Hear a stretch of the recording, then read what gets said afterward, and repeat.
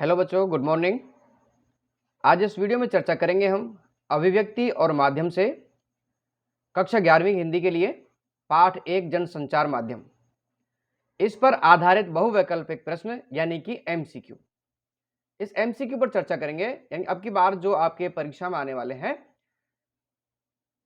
निबंधात्मक या लघुत्तरात्मक प्रश्न नहीं आएंगे, एमसीक्यू प्रश्न ही आएंगे, मल्टीपल चॉइस क्वेश्चन। तो आइए चलते हैं प्रश्नों की तरफ। पहला प्रश्न है, संचार क्या है? संचार की परिभाषा वगैरह ये आपने पढ़ ली होंगी। इसके 4 विकल्प होंगे, 4 विकल्पों में से जो विकल्प सही है आपको उसी को उत्तर के रूप में चुनना है। तो पहला विकल्प है इसका ए, 2 या 2 से अधिक व्यक्तियों के बीच सूचनाओं और विचारों और भावनाओं का आदान प्रदान। बी, सीधा प्रसारण। सी, केवल एक व्यक्ति द्वारा बातचीत करना। डी, मीडिया जो समाचार प्रसारित करती है।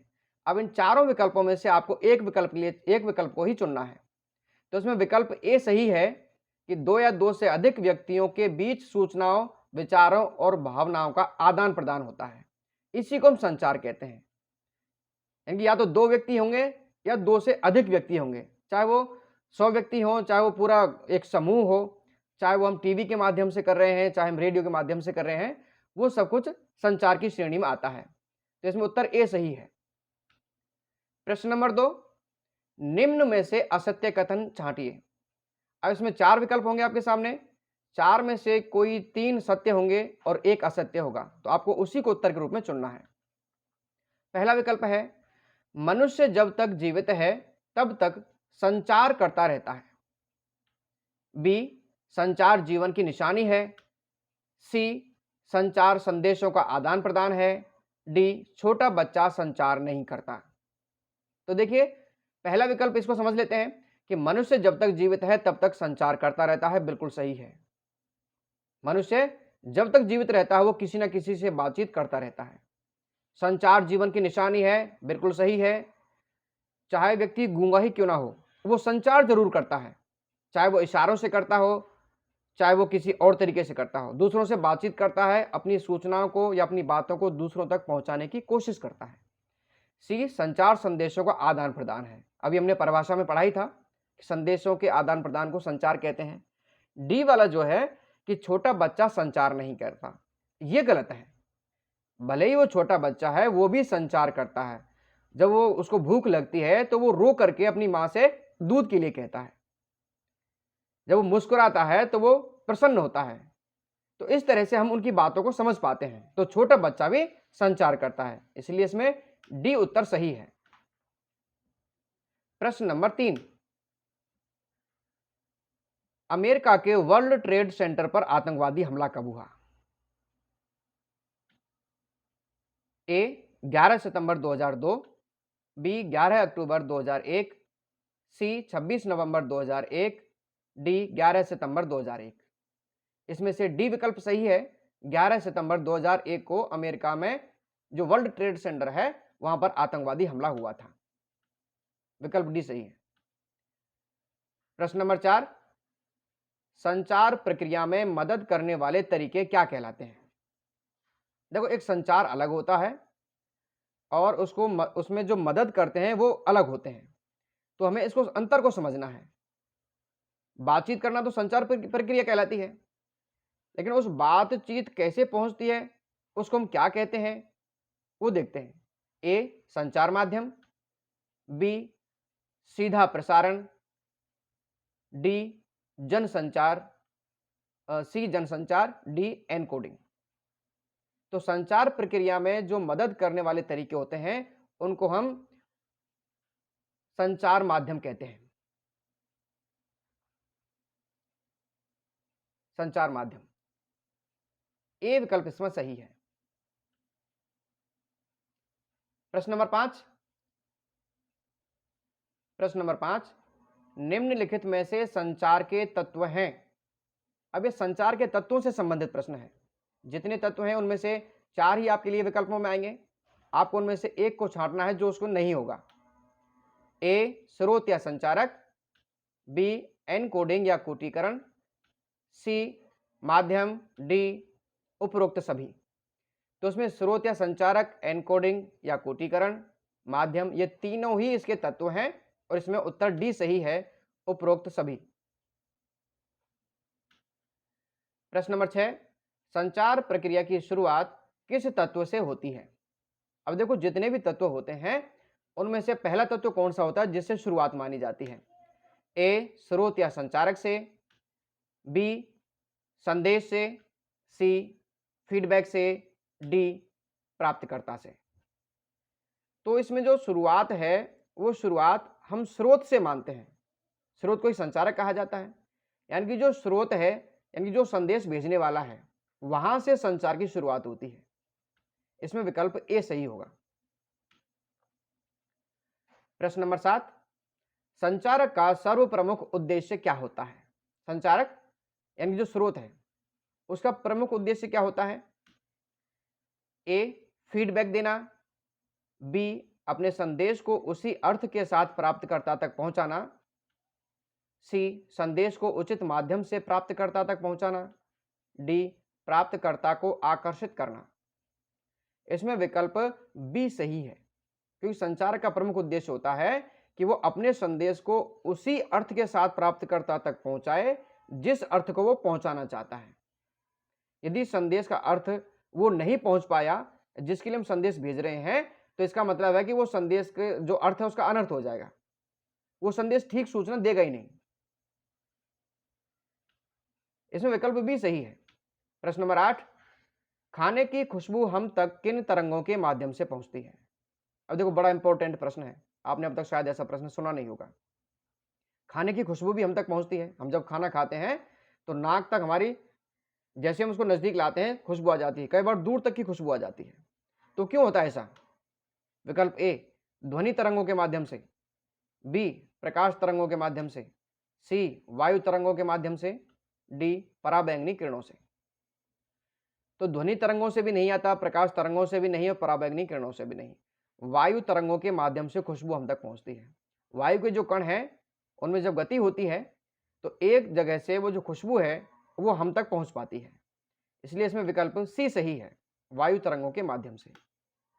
प्रश्न नंबर 9, डी कोडिंग यानी कि कूटवाचन क्या है? ए प्राप्त संदेशों में निहित अर्थ को समझने की कोशिश करना, बी संदेश को कूटीकृत करना, सी संदेश को नॉइज द्वारा खराब करना, डी रिकॉर्डिंग करना। तो डिकोडिंग का मतलब होता है कि संदेश में जो अर्थ है उसको हम पहचान लें, समझ लें। तो यहां विकल्प ए सही होगा, प्राप्त संदेश में निहित अर्थ को समझने की कोशिश, ये डिकोडिंग होती है। प्रश्न नंबर 10, एनकोडिंग कूट लेखन क्या है? एनकोडिंग इंग्लिश में बोलते हैं, कूट लेखन हिंदी में बोलते हैं, इसको कूटीकरण भी बोलते हैं। ए संदेश को भाषा में चिह्नित करना या कूटीकृत करना, बी संदेश को उसी अर्थ में समझना जिस अर्थ में उसे भेजा गया है, सी संदेश को सहेज कर रखना, डी परस्पर दो व्यक्तियों में बातचीत। तो यहां उत्तर ए सही है, संदेश को भाषा में चिह्नित करना या कूटीकृत करना। यानी कि जब संदेश को किसी दूसरे के पास भेजा जाता है तो भेजने से पहले हम उसको किसी भाषा में बदलते हैं। जैसे हमारे मन में भी यदि विचार आ रहे हैं तो वो किसी न किसी भाषा के माध्यम से आते हैं। यदि हम हिंदी बोलने वाले हैं तो हिंदी में आएंगे, अंग्रेजी बोलने वाले हैं तो वो संदेश अंग्रेजी में आएंगे। तो वो अंग्रेजी जो है वो उस संदेश का कूट लेखन है, एनकोडिंग है। तो अंग्रेजी में उस संदेश को टाइप करेंगे, लिखेंगे। विकल्प ए सही है। प्रश्न नंबर 11, संदेश का आखिरी लक्ष्य क्या होता है? संदेश का आखिरी लक्ष्य क्या होता है, कहां पहुंचता है वो? संचारक, प्राप्तकर्ता, नॉइज या फीडबैक? तो आखिरी जो लक्ष्य होता है संदेश का वो होता है प्राप्तकर्ता। संदेश को प्राप्तकर्ता तक ही पहुंचना होता है। बी उत्तर इसका सही है। प्रश्न नंबर 12, संचार प्रक्रिया में शोर किसे कहते हैं? ए संचार में मदद करने वाले साधन, बी संचार में काम करने वाले लोग, सी संचार प्रक्रिया में आने वाली बाधाओं को, डी वाहनों के हॉर्न से होने वाले शोर को। तो देखो शोर आजकल आप ऐसे सुनते हैं कि शोर ये होता है, क्लास में जो हल्ला गुल्ला होता है उसको भी शोर बोलते हैं, लेकिन संचार प्रक्रिया में शोर एक अलग चीज है। जिसको हम नॉइज भी बोलते हैं। तो ये संचार प्रक्रिया में आने वाली जो बाधाएं होती हैं उनको हम शोर कहते हैं, क्योंकि जो संदेश हम भेजना चाहते हैं उस संदेश में किसी न किसी प्रकार की रुकावट पैदा करते हैं। तो इसमें विकल्प सी सही है। प्रश्न नंबर 13, संचार का सबसे बुनियादी रूप कौन सा है? बुनियादी रूप का मतलब होता है कि जहां से संचार की शुरुआत होती है, यानी उसके बिना संचार की कल्पना भी नहीं की जा सकती है। विकल्प ए, अंतरवैयक्तिक या इंटरपर्सनल संचार, बी, अंतःवैयक्तिक संचार इंट्रापर्सनल, सी, समूह संचार, डी, जन संचार।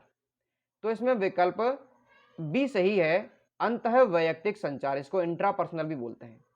यानी कि ये वो संचार है जो व्यक्ति संदेश भेजने से पहले अपने मन में सोचता है। यानी कि जब हम किसी से बात करेंगे तो पहले हम अपने मन में सोचते हैं कि हमें किसी से क्या बात करनी है। तो पहले संचार जो है, जो संदेश है, पहले वो मन में उपजता है, उसके बाद वो बाहर शब्दों के माध्यम से निकलता है। तो इसमें विकल्प बी सही है, अंतःवैयक्तिक संचार, ये बुनियादी रूप है संचार का। प्रश्न नंबर 14, अंतःवैयक्तिक भी सही है। प्रश्न नंबर 14, अंतःवैयक्तिक संचार क्या है? जिस संचार प्रक्रिया में संचारक और प्राप्तकर्ता एक ही व्यक्ति हो। बी, परस्पर दो व्यक्तियों के बीच आमने सामने होने वाला संचार।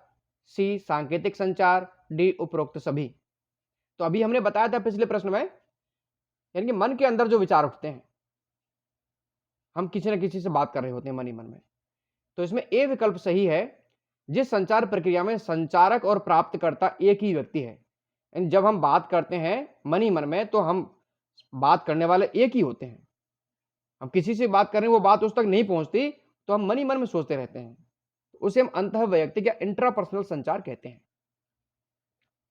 प्रश्न नंबर 15, जब दो व्यक्ति आपस में और आमने सामने बातचीत या संचार करते हैं तो उसे क्या कहा जाता है?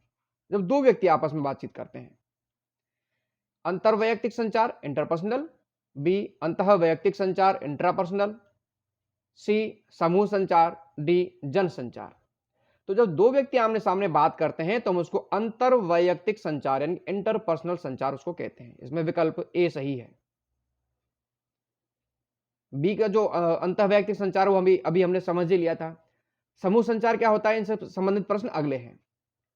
प्रश्न नंबर 16, कक्षा में अध्यापक द्वारा छात्रों से चर्चा करना किस संचार का उदाहरण है? अब जो कक्षा में जो अध्यापक बातचीत करते हैं, यानी कि वो एक समूह होता है, निश्चित समूह होता है, उसमें निश्चित बच्चे होते हैं या निश्चित लोग होते हैं। तो वहां हम जो बातचीत करते हैं उसको क्या कहते हैं? जन संचार, समूह संचार, अंतर्वैयक्तिक संचार या अंतःवैयक्तिक संचार।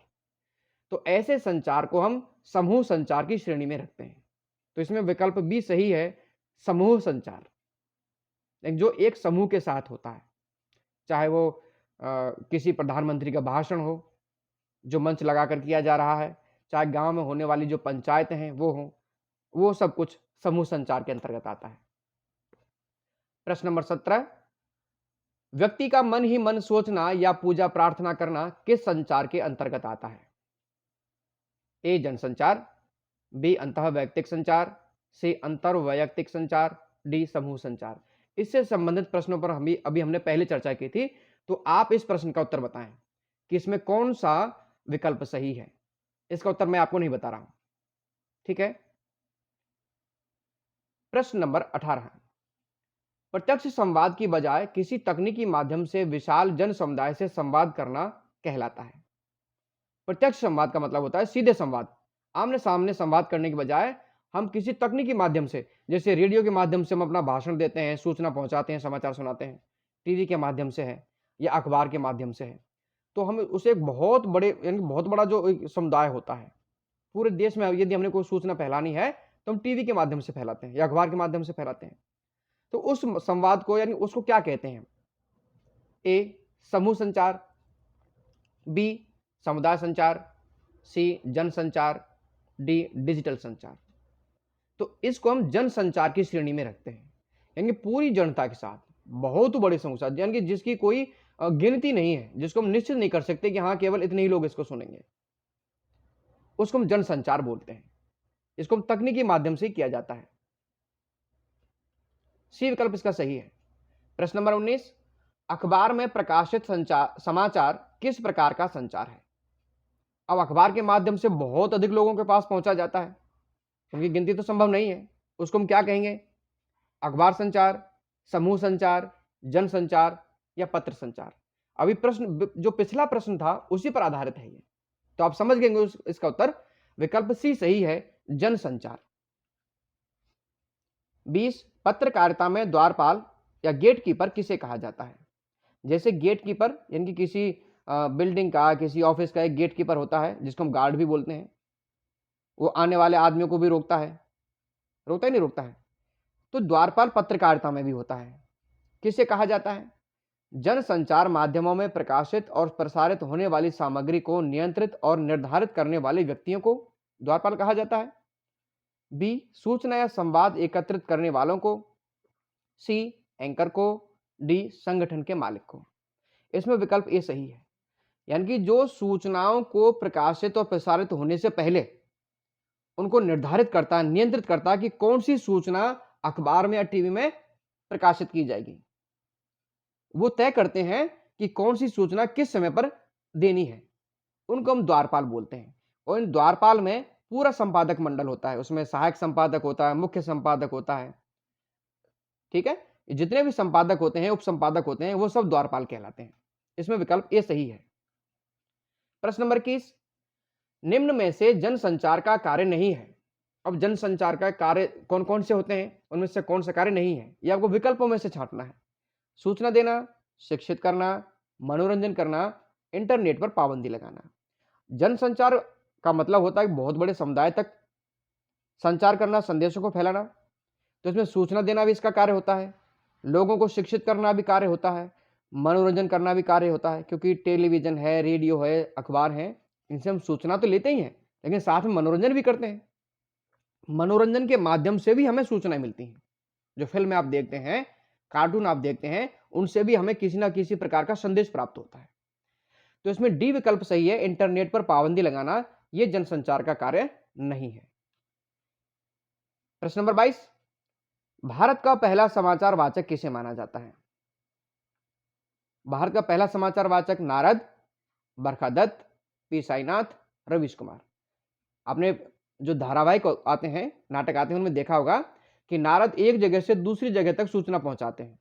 विष्णु के पास से राक्षसों तक, राक्षसों के पास से देवताओं तक, एक देवता से दूसरे देवता तक, उन्हीं का जिक्र मिलता है। तो नारद को पहला समाचार वाचक माना जाता है, ये सही है।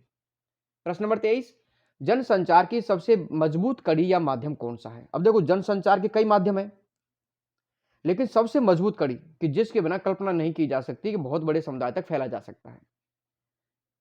रेडियो माध्यम, टेलीविजन माध्यम, इंटरनेट माध्यम, प्रिंट या मुद्रित माध्यम।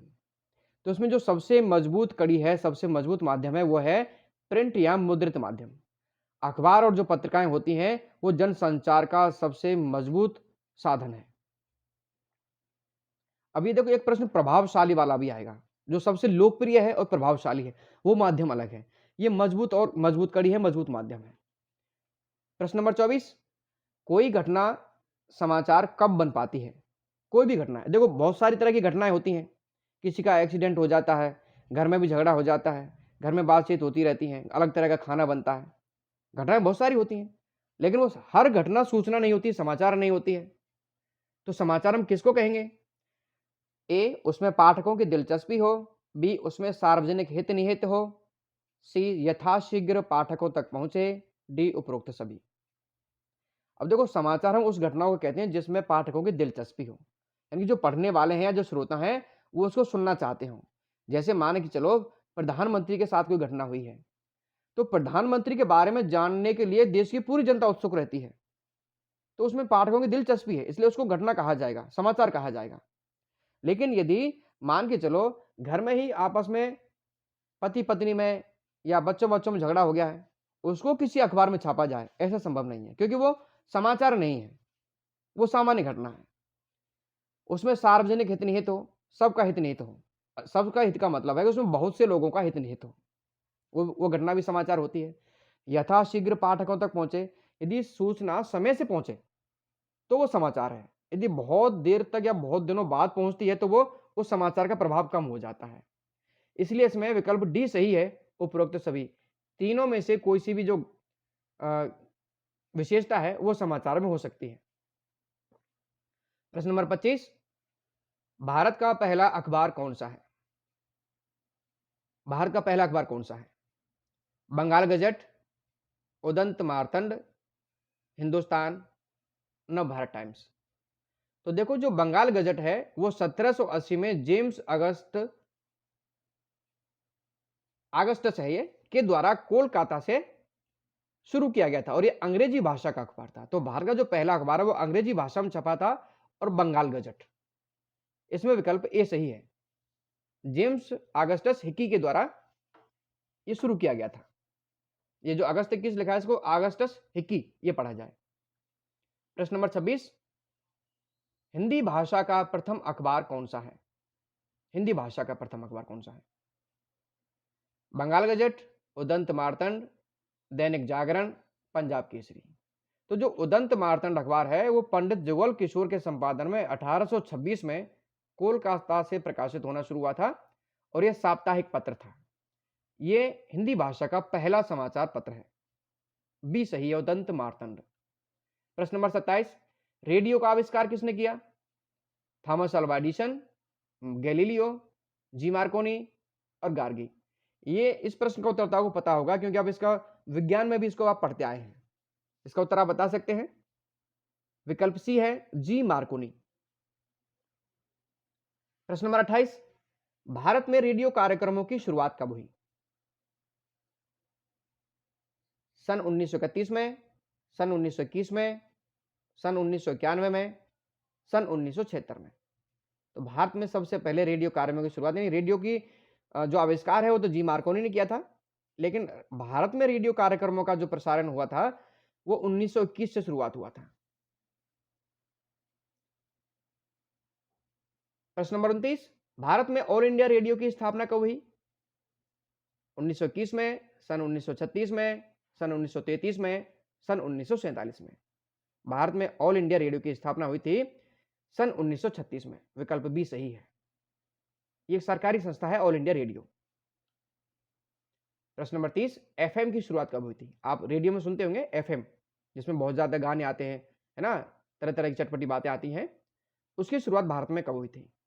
1993 में, बी 1936 में, सन 1921 में, डी सन 1978 में। विकल्प सही है ए, सन 1993 में एफएम की शुरुआत हुई थी और एफएम की फुल फॉर्म होती है frequency modulation. Frequency modulation. 31 number, Bharat में टेलीविजन की शुरुआत कब हुई? भारत में टेलीविजन की शुरुआत कब हुई थी? 15 अगस्त 1947 को, 15 सितंबर 1959 को, 26 जनवरी 1950, 26 जनवरी 1993। उत्तर सही होगा इसका बी, 15 सितंबर 1959 को टेलीविजन की शुरुआत हुई थी और दिल्ली में इसका सबसे पहले प्रसारण किया गया था 2 जगह। अब इसको विधिवत तरीके से 15 अगस्त 1965 से टीवी सेवा आरंभ हुई थी। 32 नंबर प्रश्न, जनसंचार का सबसे लोकप्रिय और प्रभावशाली माध्यम कौन सा है? सबसे लोकप्रिय और प्रभावशाली माध्यम, रेडियो, सिनेमा, अखबार, रैली। तो सबसे प्रभावशाली और जो लोकप्रिय साधन है वो सिनेमा है। विकल्प बी सही है क्योंकि आप सिनेमा में आप जो फिल्में देखते हैं, जो नाटक देखते हैं, वो नाटक और जो फिल्म है वो सबसे ज्यादा प्रभाव छोड़ते हैं दर्शकों के ऊपर, इसलिए इसको प्रभावशाली माना गया और लोकप्रिय भी है। 33 नंबर, सिनेमा का आविष्कार किसने किया? गैलीलियो, थॉमस अल्वा एडिसन, जी मार्कोनी, होमी जहांगीर भाभा। विकल्प इसमें बी सही है, Thomas Alva Edison. Number 34, Bharat की पहली फिल्म कौन सी थी? आलमारा, राजा हरिश्चंद्र, मुगल आजम, शोले। आलमारा फिल्म पहली नहीं थी, राजा हरिश्चंद्र पहली फिल्म थी और ये मूक फिल्म थी। न मूक यानी कि न बोलने वाली फिल्म थी जो 1913 में बनी और दादा साहब फाल्के इसके निर्माता थे। प्रश्न नंबर 35, भारत की पहली बोलती फिल्म कौन सी है? राजा हरिश्चंद्र, आनंद, दो फूल एक माली, आलमारा। इसमें विकल्प डी सही है, आलमारा। यह भारत की पहली बोलती फिल्म है जो 1931 में बनी थी और अर्देशीर एमीरानी इसके निर्माता थे। नंबर 36, निम्नलिखित में से कौन सा अंतरक्रियात्मक संचार माध्यम है? अंतरक्रियात्मक का माध्यम का मतलब होता है जिसमें हम इंटरेक्शन कर पाते हो, सूचना हमने पढ़ भी ली, सुन भी ली और हम उसका जवाब भी दे पाए। तो देखो, रेडियो में ऐसा नहीं होता है, अखबार में भी ऐसा नहीं होता है, रेडियो में और टीवी में ऐसा नहीं होता। हम किसी में जवाब नहीं दे पाते सूचनाओं का। हाँ, अखबार में ऐसी सुविधा शुरू की गई है कि उसमें पाठकों का एक कॉलम छपता है, लेकिन वो 1 सप्ताह बाद जब छपता है। तो इसमें विकल्प ए टेलीविजन, रेडियो, अखबार या इंटरनेट। आप इंटरनेट पर देखेंगे कि आप उसमें ब्लॉग लिख सकते हैं, चैट का आप जवाब दे सकते हैं तुरंत। कोई भी न्यूज़ आया है तो आप उसमें कमेंट लिख सकते हैं। जैसे फेसबुक है, फेसबुक पर आपको सूचना मिली, आप उसने तुरंत आपने कमेंट लिख दिया, आपको इंटरेक्शन हो गया, अंतरक्रिया हो गई। व्हाट्सएप है, कोई सूचना आती है, आप उसमें खट से जवाब भेज देते हैं, तो हम इसको अंतरक्रिया बोलते हैं। तो इंटरनेट इसमें सही उत्तर है, डी। 37 नंबर, कागज का आविष्कार किसने किया? साइलून ने, सेल्यूकस ने, गुणार ने या चर्क ने? देखो, चीन बहुत आगे है ना। हाँ, तो जो ऐसी चीजों का आप सोचेंगे कि बहुत सारी चीजें जो हैं वो चीन में बनती हैं, तो इसका आविष्कार भी चीन में हुआ था। साइलून ने पहली बार इसका निर्माण किया था, कागज का। 38, पुराने समय में चित्रों की श्रृंखला द्वारा किसी घटना या सूचना का चित्रण स्वरूप प्रस्तुत किया जाता था, इसे क्या कहा जाता था? आपने देखा होगा कि जो गुफा चित्र हैं, ए पिक्टोग्राफी चित्रकला, बी लोगोग्राफी, सी वीडियोग्राफी, डी ऑडियोग्राफी। तो इसमें ए आंसर सही है, पिक्टोग्राफी। इसको चित्रकला कहा जाता था, यानी चित्रों की श्रृंखला बनाई जाती थी किसी सूचना को या संदेश को प्रसारित करने के लिए, और उनको देख करके लोग अंदाजा लगा लेते थे कि हाँ, इससे ये संदेश मिलता है, ये सूचना है। जैसे आप आजकल पढ़ते होंगे, जो चित्रों वाली आपकी जो छोटी छोटी पत्रिकाएं आती हैं, उसमें चित्रों के आधार पर कहानी लिखना होता है या कहानी पढ़ना होता है, ठीक उसी तरह से। 39, लोगोग्राफी क्या है? इसमें प्रत्येक शब्द के लिए एक स्वतंत्र चिन्ह होता है, इसे शब्दलिपि भी कहा जाता है। इसमें चित्रों की श्रृंखला के माध्यम से घटना को प्रस्तुत किया जाता है, डी, ए और बी दोनों। लोगोग्राफी आप देखते हैं कि आजकल जो चीजें हैं, जो कंपनियां हैं, वो अपने कंपनी के नाम को एक चिन्ह दे देते हैं। जैसे कंपनी का नाम है मारुति सुजुकी, तो आपने उसकी गाड़ियों पर लिखा देखा होगा एस, तो मारुति सुजुकी जो शब्द है उसके लिए एक चिन्ह दे दिया, उसको लोगो बोलते हैं। जैसे MI का फोन है, रेडमी का, उसमें वो MI उसका लोगो दे दिया, उसको लोगो बोलते हैं। तो लोगोग्राफी यही होती है। इसमें उत्तर डी सही है, ए और बी दोनों, यानी इसे शब्दलिपि भी कहा जाता है और प्रत्येक शब्द के लिए एक स्वतंत्र चिन्ह होता है। ए सही है, ए नहीं सॉरी, इसमें डी विकल्प सही है। प्रश्न नंबर 40, आजादी के बाद निजी चैनलों के आने से पहले सार्वजनिक प्रसारक दूरदर्शन का प्रमुख उद्देश्य क्या था? आजादी से पहले, जो निजी चैनलों के आने से पहले, आजादी के बाद जो हुए थे, तो सार्वजनिक प्रसारक दूरदर्शन था। उसके जो उद्देश्य थे वो आज के उद्देश्य से अलग थे। राष्ट्र निर्माण और सामाजिक उन्नयन, धन एकत्रित करना, अंग्रेजों से आजादी प्राप्त करना, नाम कमाना। इसमें उत्तर अच्छा, डी इसमें विकल्प है, कहानियों का प्रसार करना। तो इसमें जो उत्तर है वो ए सही है, राष्ट्र निर्माण और सामाजिक उन्नयन, ये दूरदर्शन का उद्देश्य था। लेकिन आजकल तो आप देखते हैं पैसा कमाना और नाम कमाना ज्यादा रह गया है। तो जो सार्वजनिक प्रसारण था, जैसे दूरदर्शन चैनल है या रेडियो पर जो आते हैं, उन सबका जो उद्देश्य था वो राष्ट्र निर्माण और सामाजिक उन्नयन था। तो विद्यार्थियों, आप इसका जो PDF है वो आप डिस्क्रिप्शन में लिंक पर क्लिक करके भी प्राप्त कर सकते हैं। ये चैनल पूरी तरह से फ्री है, हर वीडियो आपके लिए बिल्कुल फ्री है, इसमें कोई फीस नहीं ली जाती है। आप दूसरे पाठों के MCQ देखने के लिए भी इस चैनल को सर्च कर सकते हैं। धन्यवाद।